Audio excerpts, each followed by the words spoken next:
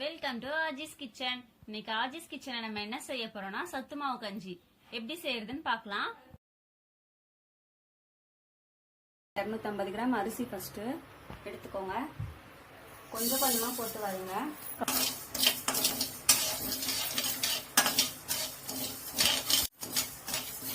அரிசி நல்லா பொரிஞ்சு வரட்டும். கிளறி விட்டுட்டே இருங்க, இல்லைன்னா தூஞ்சிரும். அடுப்பு ஐல வச்சுக்கோங்க, இல்லைன்னா அரிசி பொரியாது. அரிசி பொரிஞ்சிருச்சு, நம்ம ஒரு தட்டில் கொட்டிக்கலாம்.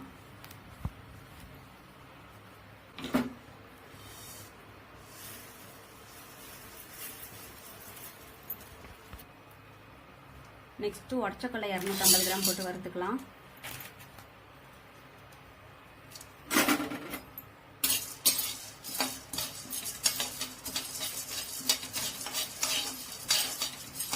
நல்லா பொரிஞ்சிருச்சு.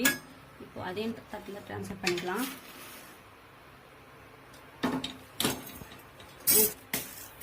நெக்ஸ்ட் பச்சை பருப்பு சேர்த்துக்கலாம். 250 கிராம் பச்சை பருப்பு.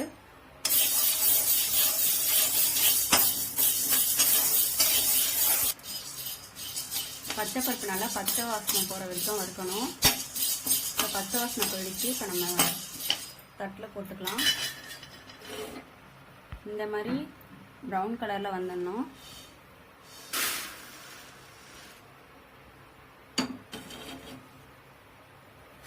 அடுத்தது சிவப்பரிசி 250 கிராம் எடுத்திருக்கேன், அது போட்டுக்கலாம்.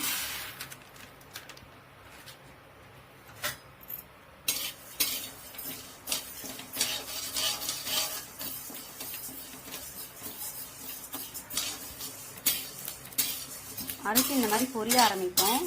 நல்லா பொரியட்டும். அதுக்கப்புறமா தட்டில் நம்ம கொட்டிக்கலாம். இப்போ தட்டில் கொட்டிக்கலாம். வெள்ளை சோளம் 250 கிராம் எடுத்திருக்கேன், அதையும் இப்போ பொரியட்டும்.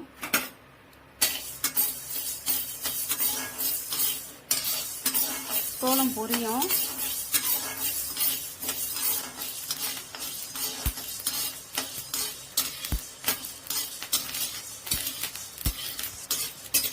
ரொம்ப பொரியிற மாதிரி மேலே தெரிக்கிற மாதிரி இருந்துச்சுன்னா மேலே ஒரு மூடி போட்டுக்கோங்க, இல்லைன்னா மேலெல்லாம் பட்டுடும்.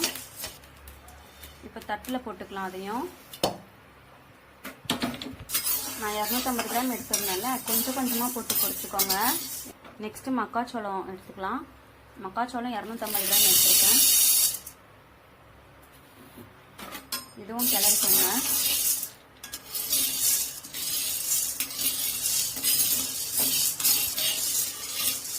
சில சோளம்லாம் பொரியும், இது பொரியலை. இருந்தாலும் நீங்கள் இப்படி ஒரு மூடி போட்டுக்கோங்க. பொரியிற சோளமாக இருந்தால் இந்தமாரி சவுண்டு கேட்கும். இப்போ மக்காச்சோளத்தையும் தட்டில் ட்ரான்ஸ்ஃபர் பண்ணிக்கலாம்.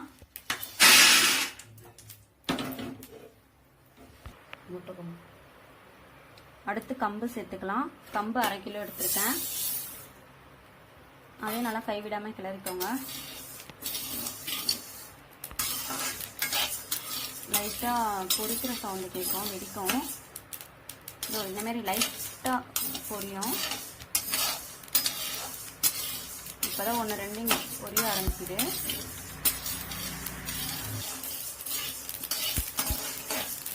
இந்த மாதிரி பொரியட்டும் நல்லா.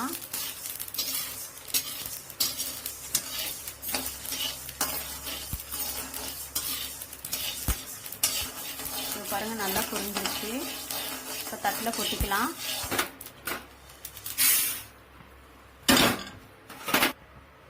இப்போ 100 கிராம் பாதாம் சேர்த்துக்கலாம்.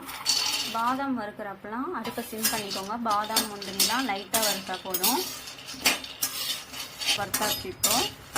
இப்போ தட்டில் கொட்டிக்கலாம் பாதாமையும்.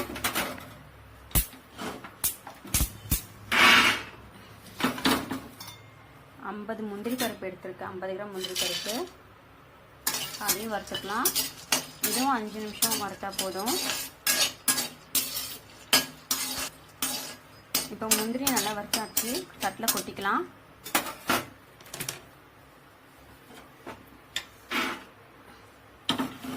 அடுத்தது கெவுரு எடுத்துக்கலாம்.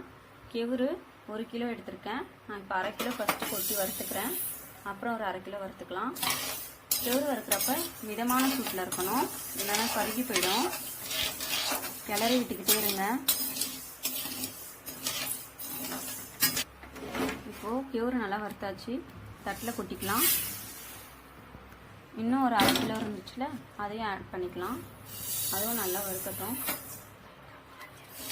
ஒரு 5 நிமிஷம் வறுத்தா போதும். ரொம்ப நேரம் வறுத்தீங்கன்னா கலர் மாறிடும். இப்போ சத்து மாவுக்கு தேவையானது எல்லாம் வறுத்தாச்சு. ஒரு 25 கிராம் ஏலக்காய் எடுத்து வச்சுருக்கேன். அதையும் நம்ம வறுத்து வச்சுருக்கோம்ல, அதில் போட்டோம்ல, அது அந்த சூட்டுலேயே சூடாகிடும். இதை மாவு மில்லில் கொடுத்து அரைக்க விடும். இப்போது சத்து மாவை நான் மாவு மில்லில் கொடுத்து அரைச்சி எடுத்து வச்சுருக்கேன். இது 7 மாதம் குழந்தையிலேருந்து பெரியவங்க வரைக்கும் சாப்பிடலாம். அதுக்கு டயபெட்டிக் பேஷண்ட்டுக்கெலாம் ரொம்ப நல்லது. நீங்களும் இந்த மாதிரி வீட்டில் செஞ்சு பார்த்துட்டு கமெண்ட் பண்ணுங்கள். மறக்காமல் ஆஜிஸ் கிச்சனை லைக் பண்ணுங்கள், ஷேர் பண்ணுங்கள், சப்ஸ்கிரைப் பண்ணுங்கள். பக்கத்தில் இருக்க பெல் ஐக்கானை கிளிக் பண்ணுங்கள். தேங்க்ஸ் ஃபார் வாட்சிங்.